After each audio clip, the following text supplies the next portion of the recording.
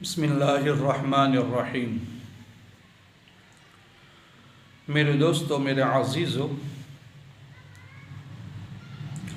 2 دن پہلے میں نے ایک ویڈیو بنایا تھا۔ اس کے اندر صلاۃ التسبیح کی فضیلت بیان فرمائی تھی۔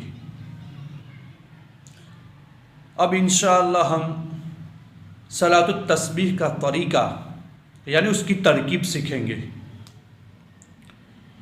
تو میرے دوستو، میرے عزیزو، صلاۃ التسبیح کی 4 رکعتیں ہوتی ہے اور یہ نماز نفل نماز ہے۔ تو صلاۃ التسبیح کی نماز میں سب سے پہلے ہمیں ایک کلمہ پڑھنا ہے،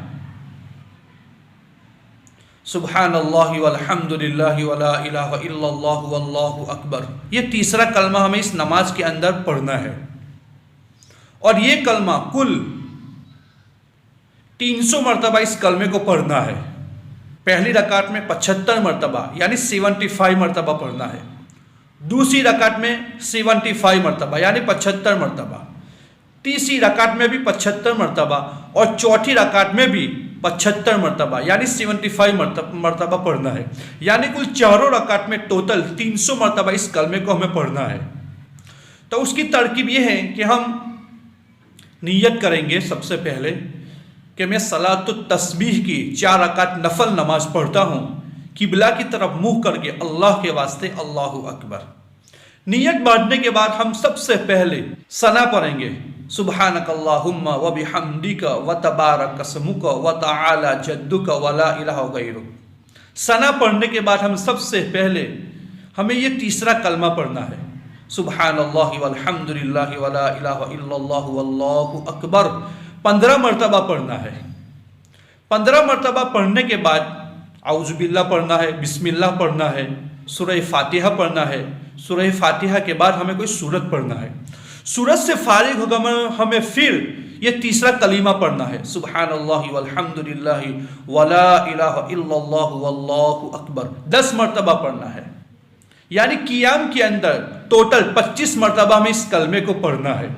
پھر رکوع کریں گے، رکوع میں سبحان ربی العظیم پڑھنے کے بعد پھر 10 مرتبہ یہ کلمہ پڑھنا ہے، سبحان اللہ والحمد للہ ولا الہ الا اللہ واللہ اکبر، 10 مرتبہ۔ پھر سمیع اللہ لمن حمدہ ربنا لک الحمد، اس کے بعد پھر 10 مرتبہ یہ کلمہ پڑھنا ہے۔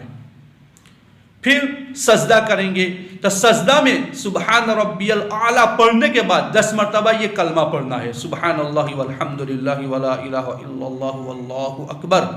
10 مرتبہ پڑھنے کے بعد جلسہ میں بیٹھیں گے، یعنی دونوں سجدہ کے بیچ میں ہم بیٹھیں گے۔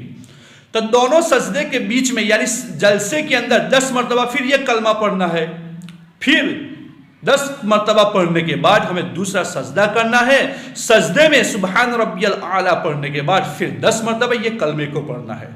اسی طرح ہمیں 1 رکعت ختم ہوگی اور 1 رکعت میں ٹوٹل 75 مرتبہ یعنی 75 مرتبہ اس کلمے کو ہمیں پڑھنا ہے۔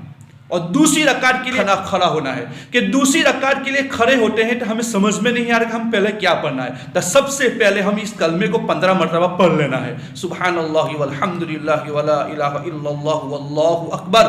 سب سے پہلے ہمیں 15 مرتبہ اس کلمے کو پڑھنا ہے، پھر اعوذ باللہ، بسم اللہ، سورہ فاتحہ، پھر کوئی سورت، پھر سورت ختم ہونے کے بعد ہمیں پھر یہ 10 مرتبہ یہ کلمہ پڑھنا ہے۔